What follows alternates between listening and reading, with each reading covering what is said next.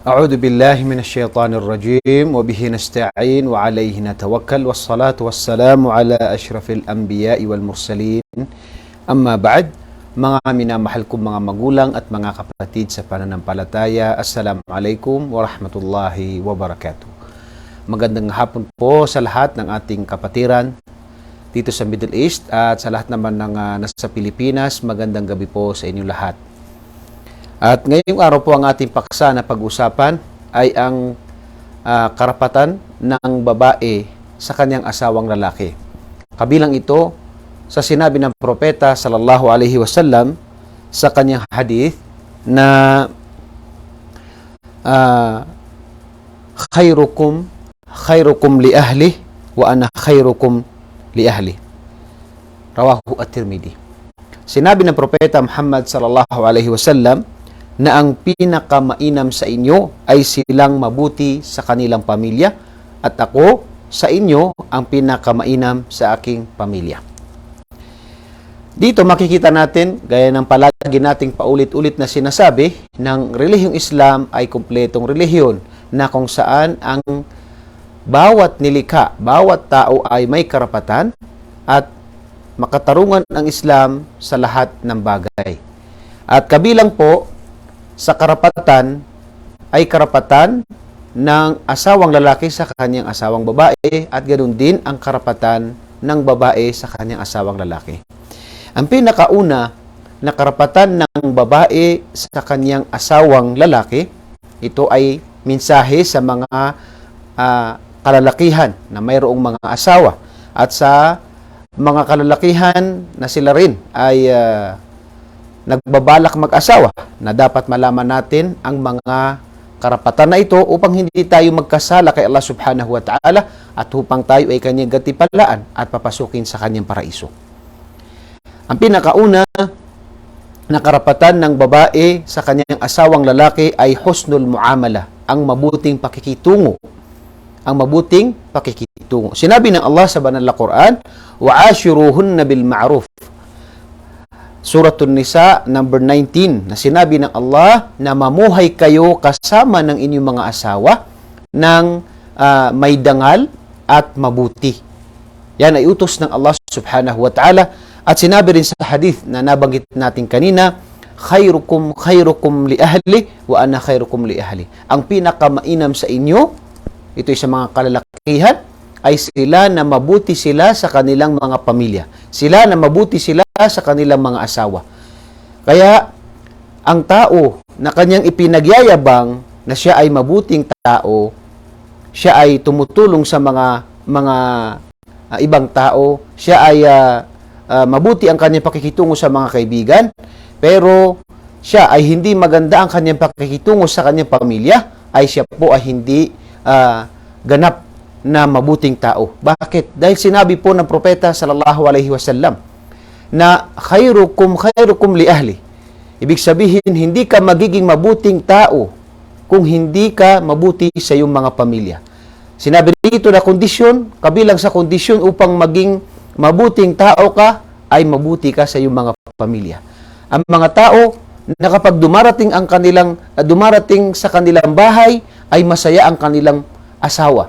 Masaya ang kanyang mga anak. Sila yung mga tao na nabanggit sa hadith ng propeta sallallahu alaihi wasallam na khairukum li ahli. Ang pinakamainam sa inyo ay sila na mabuti sa kanilang pamilya. Ang pagiging mabuti sa pamilya, ang pagiging mabuti sa asawa, ang mabuting pakikitungo sa asawa ay napakarami ito. Kabilang dito sa pagiging mabuti sa pamilya ay ang mabuting pangungusap, mabuting pagsasalita. Gumamit tayo halimbawa kapag tatawagin natin ang ating asawa ng mga mabubuti o magagandang mga salita. Tawagin natin siya sa salita o yung pangalan na gusto niya. Halimbawa, yung tinatawag na honey, yung tinatawag na asal, yung tinatawag na mga salita na nagpapaganda sa pakiramdam ng isang tao. Kasi asawa natin yun. So dapat tayo ay tinatawag na tawagin natin sila sa mabuting pangalan nila at gumamit tayo ng mga mabubuting mga salita. Kabilang doon ay nabanggit ay yung purihin natin sila. Kabilang doon ay purihin natin sila kapag sila ay tinatawag na tumutulong sa gawaing bahay. Mayroon silang hindi madali ang maging housewife, yung nasa bahay lamang, dahil napakaraming gawain. Kaya kailangan din tulungan natin sila. Kabilang sa pagiging mabuti sa pamilya ay tulungan natin ang ating pamilya at purihin natin sila kapag may ginagawa sila na mga bagay sa bahay. Halimbawa, sila ay naglilinis, sila ay nag-aayos ng bahay, sila ay tinatawag na mayroong mga bagong pag-aayos sa bahay. Purihin natin sila. Kapag sila ay nagluto, purihin natin sila, dahil itong gawain na ito hindi siya ganun kadali. Maaring ang lalaki iniisip niya na madali ito, pero ang pagtatrabaho sa bahay ay, subhanallah, ito ay gawain ng kababaihan na nawa ay gantimpala sila ng Allah subhanahu wa ta'ala, na kung saan ito ay dahil sa kanilang pagmamahal sa pamilya, pagtitiis, ay ito ay nakakaya nila ang mga gawain sa bahay. Kabilang din doon, yan ang sabi natin, ay ang pagtulong sa pamilya. Kabilang yan sa pagiging mabuti sa iyong asawa ay ang tinatawag na pagtulong natin. Si Propeta sallallahu alaihi wasallam ay tinanong si Aisha radhiyallahu anha ay ano ang ginagawa ni Propeta sallallahu alaihi wasallam sa tinatawag na kanyang bahay. Sinabi ni Aisha radhiyallahu anha na ang kanyang gawain ay katulad ng gawain ng kanyang pamilya. So si Propeta Muhammad sallallahu alaihi wasallam ay tumutulong sa gawaing bahay. At ito ay hindi nakakahiya, ito ay sunnah na dapat ginagawa ng lalaki bilang pagiging mabuti sa kanyang pamilya, na tulungan niya ang kanyang asawa. Tulungan niya sa halimbawa sa paghugas ng pinggan, sa paglalaba, sa pag-ayos ng bahay. Ipakita niya kasi ito ay pagmamahal. Ito ay ang buhay pamilya, ito ay tinatawag na pagtutulungan. At hindi ibig sabihin na nag-asawa ka ay gagawin mo na lang parang katulong. Hindi yun, kundi nagtutulungan ang mag-asawa. Nagtutulungan ang mag-asawa. Ganun din kabilang sa pagiging mabuti sa pamilya ay yung bigyan mo siya ng oras, bigyan mo siya ng panahon, makinig ka sa kanyang sinasabi, makinig ka sa kanyang mga payo. Hindi lamang dahil tayo ay lalaki, ay tayo lamang ang masusunod, hindi na tayo makikinig sa kanila. So kasama sa pagiging mabuti sa asawa, ang mabuting pag-ugali sa asawa ay yung pakinggan natin ang ating asawa. Makinig tayo sa kanila, sa kanilang payo, sa kanilang sasabihin sa atin. Ganun din na wag natin silang sinasaktan. Lalo-lalo na sa mga masasakit na salita. Kaya ingatan natin yung mga masasakit na salita minsan. Yung mga salita na minsan ay yun ang nagdahilan na nagkakawatak-watak minsan ang pamilya. Bakit? Dahil sa masasakit na mga salita. Kaya narapat na ito ay hindi ginagawa, lalo-lalo na sa tinatawag na lalaki. Hindi ibig sabihin na tayo ay nagtatrabaho, tayo ay pagod, ay magsalita na tayo ng hindi maganda. Dapat ay tinatawag na wag natin silang saktan, lalo na itong physical. Yan ay, subhanallah, ang mga tao na yan ay hindi makatarungan. Sila na sinasaktan nila ang mga kababaihan. Sa Islam, ang tanging pinahintulutan na bilang pagdisiplina sa asawa, kung ang asawa halimbawa ay sumusuway sa kanyang asawa, ay una papayuhan at pagkatapos ay yung tinatawag na hindi mo papansinin. Yan ay kapag sumusuway ang asawa, ang lalaki, anong gagawin niya? Una ay yung tinatawag na papayuhan niya. Pangalawa ay kapag hindi pa rin sumusunod ang kanyang asawa, sumusuway pa rin, lalo na kapag ang utos sa kanya ay mga pagsamba, ay pangalawa ay hindi niya ito tatabihan. Ito ay tinatawag na hindi niya lalapitan. Pangatlo ay pinahintulutan sa Islam na paluin natin sila, pero ang sinabi sa hadith ay yung tinatawag na yung siwak na ginagamit na siwak ay ipapalo natin sa kanila, pangpalo na hindi sasaktan yung babae doon. Hindi yung, kasi kung ang ibig sabihin ay sasaktan ng babae, ay maaring gamitin yung tinatawag na kahoy na malaki. Pero ang pinahintulutan na sinabi ng mga ulama ay pwedeng paluin ng lalaki ang kanyang asawang babae kung sila ay tinatawag na sumusway pagkatapos ng payuhan, pagkatapos ng lalayuan siya, pero di pa rin nagbabago, ay yung tinatawag na siwak na napakaliit na tinatawag dito na kahoy siya na napakaliit, na ito lang ay yung ito ay sanga na napakaliit siya at hindi siya tinatawag na ipapalo para saktan mo siya, kundi upang siya ay tinatawag na maalala niya, o kumbaga siya ay makaalala sa kanyang sa kanyang pagkakamali. Kasama rin doon ay kasama sa mga pagiging mabuti sa pakikitungo sa asawa, ay kabilang doon ay ang pagbibigay ng yung hindi yung tinatawag na kapag nagkakasala siya o meron siya mga pagkakamali sa bahay, meron siya mga bagay na hindi mo nagustuhan, na hindi naman ito hindi naman ito kasalanan, kundi ito yung mga bagay na pagkakamali, ay ito ay hindi mo palakihin. Ito ay kumbaga ay patawarin mo siya sa mga kunting pagkakamali. Hindi mo papansinin, hindi mo palalakihin yung mga bagay na kakaunti. So, dapat ang lalaki ay yung tinatawag na siya ay ito ay tinatawag na binibigyan na ito ng pasensya. Nagpapasensya siya. Ang lalaki ay dapat na magtiis at malaki ang kanyang pasensya. Nabanggit sa hadith ng propeta sallallahu alaihi wasallam na sinabi ng propeta, la yafraqu mu'minun mu'minah in kariha minha khuluqan radiya minha khuluqan akhar, rawahu Muslim wa Ahmad. Sa hadis ni Imam Muslim at Ahmad, sinabi ng propeta sallallahu alaihi wasallam na hindi nararapat sa isang mananampalataya na itakwil niya yung kanyang kanyang asawa agad, yung nagalit siya agad, at siya ay nakafocus lang sa mga pagkakamali ng kanyang asawa. In kariha minha khuluqan, ay maaaring sabi niya, may mga bagay na ito ay hindi mo magustuhan sa iyong asawa, may mga bagay, pero radiya minha khuluqan akhar. Tingnan mo, sabi niya, yung ibang bagay sa asawa mo. Maaaring ang asawa natin, halimbawa, hindi marunong magluto. Pwede magluto lang ng ibang mga luto lang, mga pansit canton o itlog, anuman. Pero wag yun ang tingnan natin. Wag yung tinatawag na palakihin natin na bagay. Wag tayong mag-focus doon sa isang kamalian o isang kahinaan o isang kapintasan ng asawa natin. Kung titingnan natin ang kanyang iman, siya ay mabuting babae, siya ay tinatawag na sumusunod sa iyong mga kautusan, siya ay yung kanyang pagsamba kay Allah ay tinatawag na makikita natin na mashallah, malaki ang kanyang iman o mataas ang kanyang iman.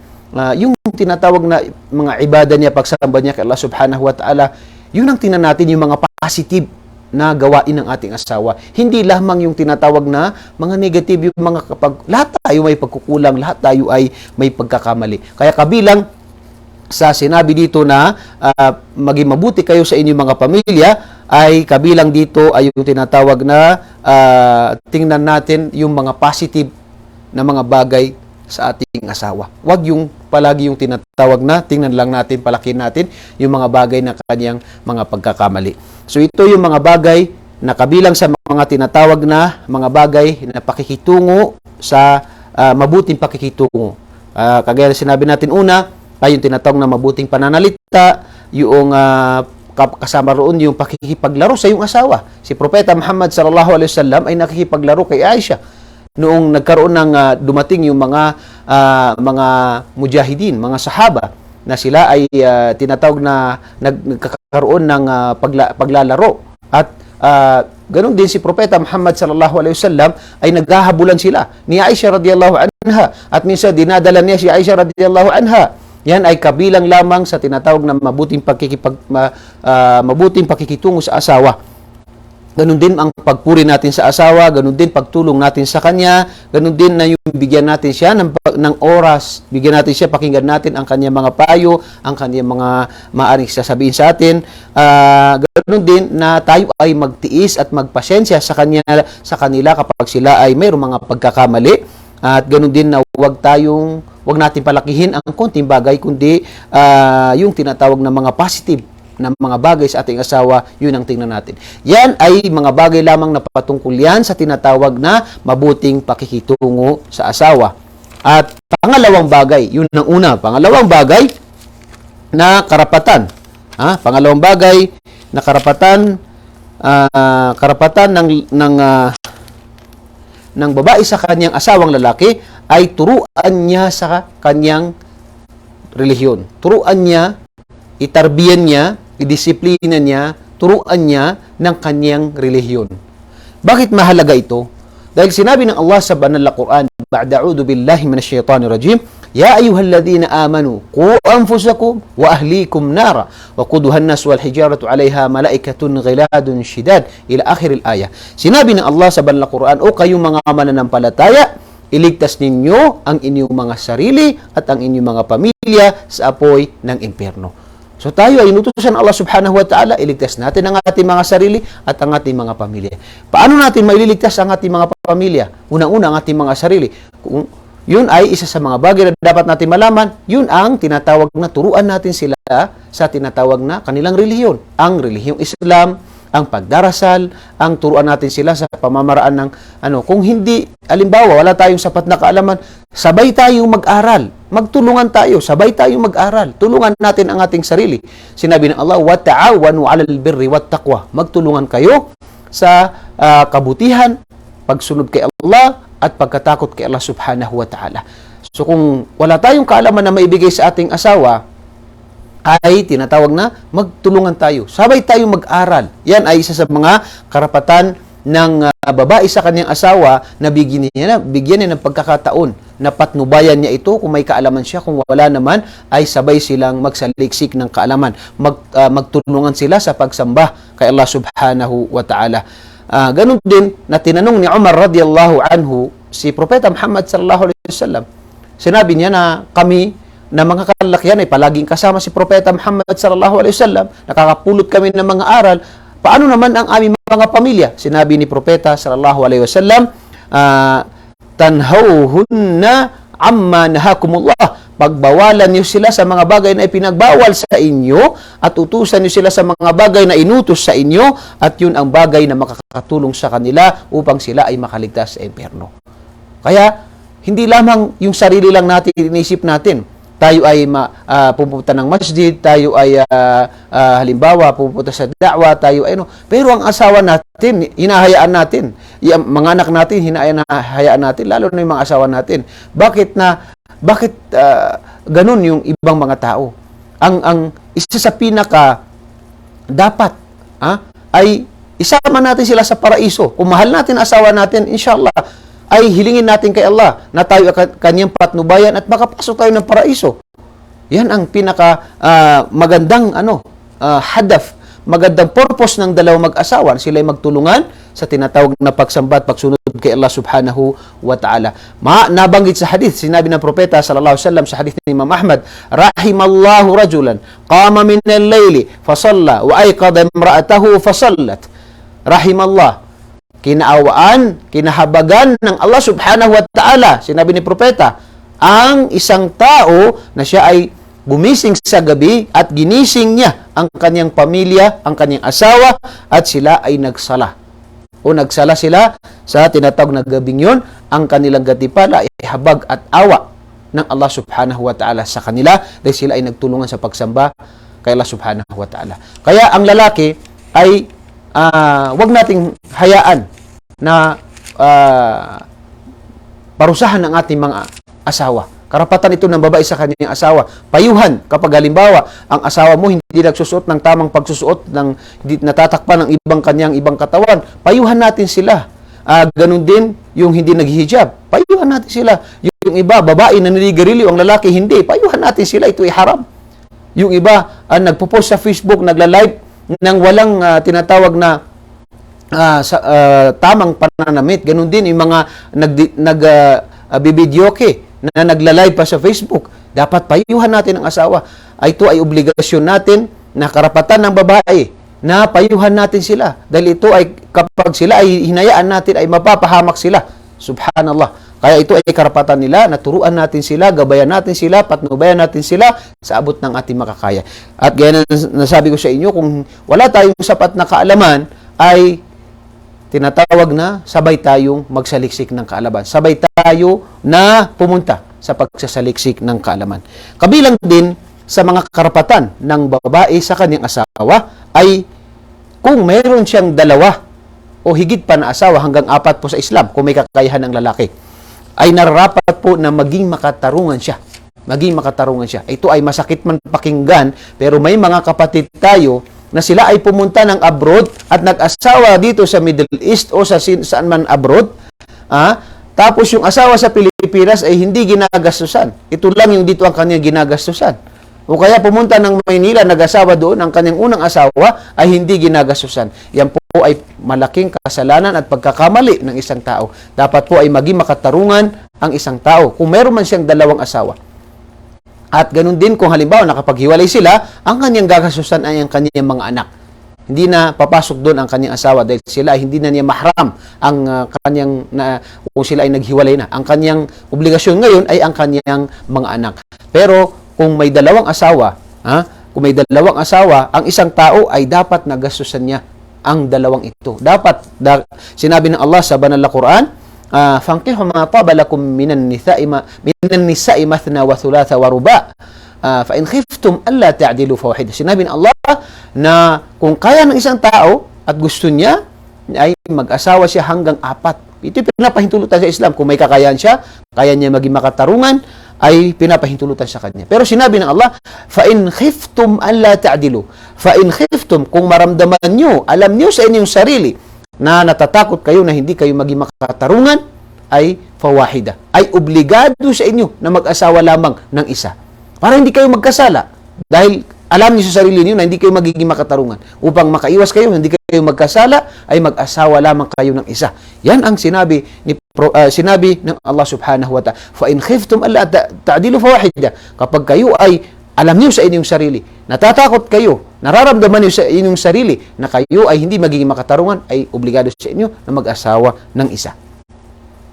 Itong paggastos sa pamilya ay obligasyon ito ng lalaki, karapatan ito ng babae. Ang babae, kahit na siya ay mayroong hanap buhay, ay obligasyon pa rin ng lalaki na tinatawag na gastusan niya ang babae. Ang babae ay pinangalagaan ng Allah subhanahu wa ta'ala. Ang kanyang kayamanan ay pwede siyang magbigay, pwede siyang tumulong sa kanyang asawa kung gugustuhin niya. Pero, yung iba na ang ginagawa ay sinasamantala. Nagtatrabaho ang babae, ang kanyang pinapagastos ay yung babae. La hawla wala quwata illa billah. At yung kanyang sahod ay doon sa pangalawang asawa. Yan ay malaking kasalanan. Kahit na mayroon siyang tinatawag na hanap buhay, ay obligasyon pa rin natin na lalaki na gastusan sila. Lalo na kung may mga anak, kung ito ay tinatawag may mga tao na meron silang tinatawag na dalawang asawa o higit pa. Kabilang din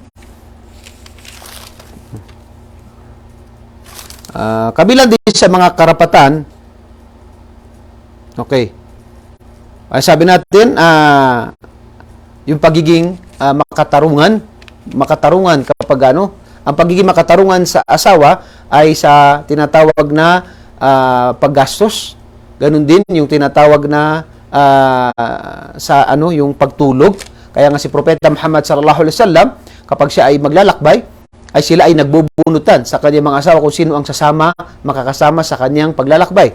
At pagkatapos siya ay tinatawag na ganun din, mauulit yan, at kada sila ay maglalakbay, ay yung mga hindi pa nakasama sa kanya, ay sila ay magbubunutan muli upang mayroong isa naman sa kanila ang makasama sa kanilang paglalakbay. Ganun din, nabanggit natin na kabilang sa karapatan ng babae ay yung tinatawag na paggastos. Karapatan nila yan.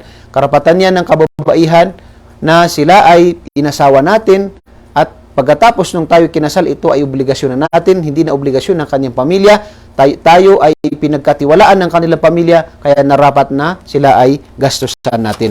Sinabi ng Allah sa banal na Quran,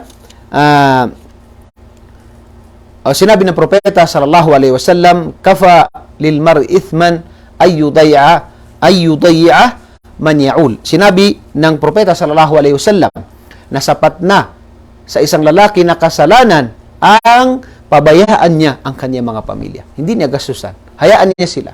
Yan ay sapat na nakasalanan sa isang lalaki ang pabayaan niya ang kanyang pamilya, lalo na ang kanyang asawa na hindi niya gastusan. Sinabi rin ng Propeta sallallahu alaihi wasallam sa kanyang hadith, ittaqullaha fin nisa, katakutan niyo Allah subhanahu wa ta'ala sa karapatan ng inyong mga asawa ng mga babae.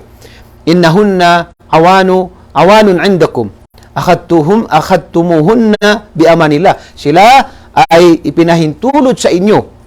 Sila ay ibinigay ng kanilang mga magulang sa pamamagitan ng tinatawag na pahintulot ng Allah subhanahu wa ta'ala, pahintulot ng salita ng Allah subhanahu wa ta'ala, wastahlaltum furujahunna bi kalimatillah, at pinahintulutan sa inyo na sila ay tinatawag na kayo ay yung tinatawag na sumipin sa inyong mga asawa sa pamagitan ng salita ng Allah, dahil hindi magiging halal maliban sa tayo ay kinasal sa pamagitan ng batas ng Islam, sa pamagitan ng pahintulot ng Allah subhanahu wa ta'ala.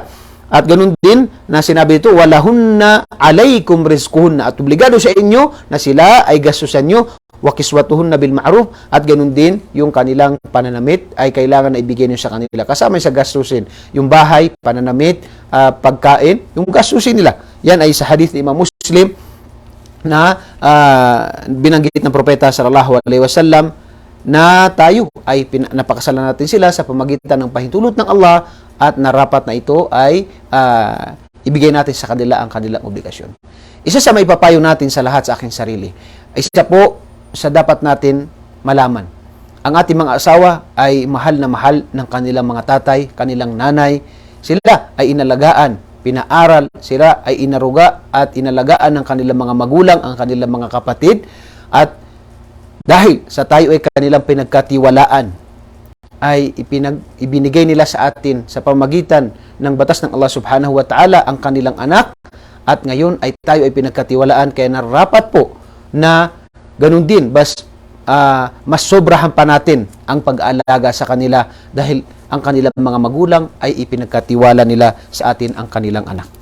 Kabilang sa mga karapatan ng babae sa kanyang asawang lalaki ay ang sila din, ang mga kalakihan ay magpagwapo. Kailangan din, dahil hindi lamang ito karapatan ng tinatawag ng lalaki sa kanyang asawa, bagkus ang babae din ay karapatan niya. Si Propeta Muhammad sallallahu alaihi wasallam, bago siya pumapasok sa kanyang bahay, ay siya ay nagsisiwak, naglilinis ng kanyang tinatawag ng kanyang ngipin, at para maging maganda ang kanyang hininga. At si Propeta Muhammad sallallahu alaihi wasallam, mahilig siya sa tinatawag na pabango, para bago siya papasok sa kanyang bahay ay maganda yung pag-amoy sa kanyang asawa, at ganoon din yung kanyang pagsasalita, maganda ang kanyang tinatawag na amoy ng kanyang pananalita. Ganoon din si Ibn Abbas, isa sa mga nabanggit sa kanya, kung di ko nagkakamali, si Ibn Abbas ay bago siya pumasok sa kanyang bahay ay siya ay naghilamos at gumagamit ng siwak. Yan ay pagpapatunay na narapat din sa lalaki na sila ay tinatawag na maglinis, mag-ayos kapag sila ay tinatawag na nasa kanilang bahay, o sila ay darating sa kanilang bahay, para maging fair naman sa mga kababaihan, dahil yan ay karapatan ng lalaki at karapatan ng babae. Kabilang din sa mga karapatan ng tinatawag ng kababaihan sa kanilang lalaki, sa kanilang asawang lalaki ay yung tinatawag na pakikipagtalik. Ang pakikipagtalik. Ito ay karapatan ng lalaki at karapatan din to ng babae. Isang araw ay dumating, isa sa mga sahaba na siya ay palaging nag-aayuno, palaging nagsasala sa gabi, ito ay isang sahaba ng kanyang pangalan ay si Uthman bin Mad'un. Isang sahaba na siya ay palaging nagsasala, siya ay palaging at nagreklamo ang kanyang asawa. At yung kanyang mahal na kaibigan ay pumunta siya doon at pinilit niya na makakain itong tao na ito, dahil siya ay palaging nag-aayuno at siya ay nagsasala sa gabi. Siya ay tinatawag na halos wala nang hindi na ibibigay ang karapatan ng kanyang asawa. At sinabi sa kanya ng kanyang kaibigan na ito, sinabi niya sa sahaba na ito na si Uthman bin Mad'un, na narinig ko ang propeta sallallahu alaihi wasallam na kanyang sinabi na tinatawag na ang iyong pamilya ay may karapatan sa iyo, ang sarili mo ay may karapatan sa iyo, ang iyong mga anak ay may karapatan sa iyo, ang Allah may karapatan sa iyo, pero dapat mong ibalanse. So dito sinabi ni Uthman na pumunta sila kay propeta sallallahu alaihi wasallam, at ito ay tinatawag na sinang-ayunan ni propeta Muhammad sallallahu alaihi wasallam, na kaniyang sinabi itong hadith na ito na ang iyong asawa ay may karapatan din sa iyo. Katulad ng tinatawag ng pakikipagtalik, karapatan din yan ng ating asawa. So hindi pwede rin na tumanggi tayo, hindi lang tinatawag na, pero mostly kasi sa nangyayari ang palagi ay ang tumatanggi ang babae. Kasi sila ay minsan sa kanilang yung kanilang emotional, yung ganun din na minsan babae ay nahihiya. So ang lalaki ay tinatawag na mostly na ilalabas niya yung kanyang tinatawag na nararamdaman. Kaya ang lalaki ay tinatawag na karamihan ay ang sinabi sa hadith ay ito ay karapatan ng lalaki. Pero ang nabanggit ng ating mga ulama ay ito ay karapatan ng lalaki at saka babae na yung tinatawag na ibigay natin ang kanilang karapatan dahil ito ay isang tinatawag na isa itong pagsamba kay Allah subhanahu wa ta'ala at ganoon din na upang mapangalagaan natin ang ating asawa sa tinatawag na mula sa gawain na masama. So yan ay tinatawag na karapatan ng lalaki at saka ng babae. Ganoon din, nakabilang sa karapatan ng babae sa kanyang asawa ay ang kanyang pangalagaan ng kanyang sekreto. Ito ay karapatan din ng lalaki. At narapat po na pangalagaan ng lalaki ang sekreto ng kanyang asawa. Halimbawa, may mga kapintasan. Hindi maiwasan yan. May pagkakamali, may pagkukulang, may kapintasan. Lahat tayo. At hindi po maaari o hindi nararapat sa isang lalaki na ang mga nakikita mo na kapintasan, pagkakamali, pagkukulang, ayun ay kwento mo sa iyong mga kaibigan, ikwento mo sa iyong mga kapatid o sino man, dahil ito ay sekreto na dapat ay kayo lamang. Dapat ay kayo lamang. At dahil dito, makikita natin na palagi nating pinapayo na ito ay isang gawain na hindi maganda dahil parang pinapahiya mo rin ang iyong sarili dahil ito ay asawa mo at nanay ng iyong mga anak. So dapat ay pangalagaan ng lalaki ang sekreto o yung mga bagay, mga kapintasan ng kanyang asawa.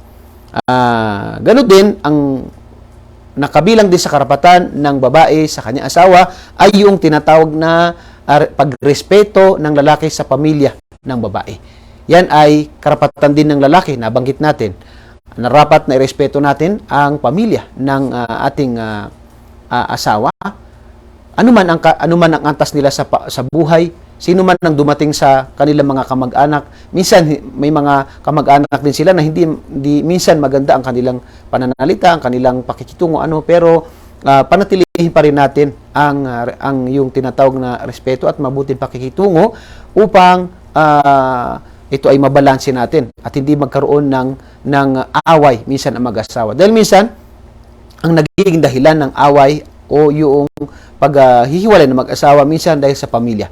Minsan ay dahil sa nawawalan ng respeto ang lalaki sa kanyang pamilya ng babae, ganun din, vice versa, ang babae sa pamilya ng lalaki ay nakikita ng mga pamilya nila na hindi sila nababagay sa bawat isa, kaya yun ang kadalasan na inuutusan nila ang kanilang anak na makipaghiwalay doon sa kanilang asawa. Kaya narapat lamang panatilihin natin yung pagrespeto natin sa tinatawag na pamilya ng ating asawa. Napakaganda po ito. Ito ay palagi nating inuulit, ito ay pagpapakita ng pagdakila, pagtaas mo sa antas ng iyong asawa, pagpapakita mo ng pagmamahal mo sa iyong asawa, pagrespeto mo sa kanya dahil nirespeto mo ang kanyang mga kamag-anak. At bilang panghuli ay narapat na iwasan natin ang masamang pag-aakala sa ating asawa. Minsan, may mga tao na sobra yung kanilang pagsiselos. Ang sobrang pagsiselos ay hindi po makakatulong. Sinabi ng Allah sa banal na Quran, Ya ayyuhalladhina amanu ijtanibu kathiran minadh-dhann inna ba'da dhanni ithm. Sinabi ng Allah, o kayong mga mananampalataya, layuan nyo ang maraming masamang pag-akala. Dahil ito ay ang karamihan dito ay tinatawag na kasalanan. Ganon din sinabi ng propeta sallallahu alaihi wasallam, Iyyakumud-dhann fa inna dhanna akdhabul hadith. Iwasan nyo ang masamang pag-aakala sa inyo, lalo na sa inyong asawa. Fa inna dhanna, dahil ito yung mga masamang pag-aakala na ito ay napakasinungaling na pananalita. Kaya iwasan natin ito. Maliban lamang kung meron kang malinaw na ebidensya, ay wala tayong problema doon. Pero lahat na lamang pagsisilosan, yung mga lahat na lang, pati ang kapatid, pati yung mga tito, pati ang tatay, minsan, subhanallah. So hindi yan ay sakit. Minsan, yung sobrang pagsiselos sa sino man na ayan ay minsan ay sakit yan. Kaya dapat ay iwasan natin ang bagay na yan. At kung mayroon man ang tao, ay dapat siya manalangin palagi kay Allah subhanahu wa ta'ala at panatilihin niya ang mabuting pagtitiwala, yung mabuting pag-aakala at tiwala na sa kanyang asawa. Narapat po sa mag-asawa na magtiwala sila sa bawat isa. Hindi ibig sabihin na nagkamali man ng isang tao ay hindi na pwede pagkatiwalaan. Pero ang tao ay kailangan ay mag-ingat din mag-ingat din ang tao. Pero hindi ibig sabihin na ang tao ay nagkamali siya ay tinatawag na hindi mo natatanggapin ang kanyang mga salita, o tinatawag na ikaw ay tinatawag na pagbibintangan mo siya, kundi ang narapat ay tayo ay tinatawag na mag-akala na mabuting pag-aakala sa ating asawa, dahil yan ay asawa natin. Maliban nga lamang, sinabi ng ating mga ulama, kung tayo ay merong tinatawag na malinaw na ebidensya. Pero ang pinakamaganda po sa mag-asawa ay nagtitiwala sila sa bawat isa. Kaya marami po minsan na nakakapatay, nananakit ng iba, nananakit ng asawa dahil sa sobrang pagsiselos. Ang sobrang pagsiselos, wala pong maitutulong na mabuti yan, dahil yan ay tinatawag na masamang pag-aakala sa iyong asawa, na hindi po yan magandang kaugalian. Kaya po, isa po sa maipapayo natin sa lahat, palagi nating isipin, lahat po tayo ay nagkakamali. Wala pong perpektong relasyon. Dapat ay buhin natin ang ating pamilya, panatilihin natin ang pagiging mabuti sa abot ng ating makakaya, at panatilihin natin ang tinatawag na respeto, lahat ng mga nabanggit natin kanina. Ganun din na tayo ay palagi manalangin kay Allah subhanahu wa ta'ala na tayo ay kanyang patnubayan. Sa lahat po muli ng mga bumati sa inyo ng Assalamualaikum wa alaikumussalam wa rahmatullahi wa barakatuh. Nawa igantimpalaan kayo ng Allah subhanahu wa ta'ala, at kung mayroon po kayong mga katanungan, pwede po kayo mag-comment o mag-message, at inshallah kung alam natin ay bigyan natin ng linaw, at kung hindi naman po, ito ay bagay na dapat nating itanong sa mga ulama natin, dahil lahat tayo ay nagsasaliksik ng kaalaman. At ako po muli ay nagpapasalamat sa inyo sa patuloy na pagsubaybay. Nawa ay gantimpalaan tayo ng Allah subhanahu wa ta'ala ng dalisay na pagsamba, dalisay na pagsasaliksik ng kaalaman, at tanggapin sa atin ng Allah subhanahu wa ta'ala ang ating mga mabubuting gawa. Assalamualaikum warahmatullahi wabarakatuh.